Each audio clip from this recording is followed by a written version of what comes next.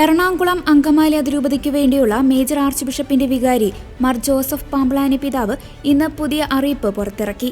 അറിയിപ്പിൽ പറയുന്നത് ഇങ്ങനെ: എറണാകുളം അങ്കമാലി അതിരൂപതയിലെ വൈദിക സമിതിയുടെ ഒരു യോഗം 2025 ജൂൺ 5 വിളിച്ചു ചേർത്തിരിക്കുന്ന വിവരം അറിയിച്ചിരുന്നല്ലോ.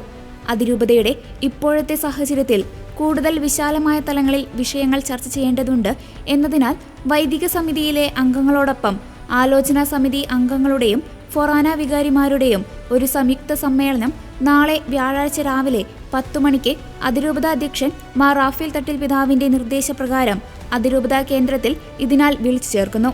മേൽപ്പറഞ്ഞ വിഭാഗങ്ങളിൽപ്പെട്ട വൈദികരെല്ലാവരും ഈ യോഗത്തിൽ പങ്കെടുക്കേണ്ടതാണ്.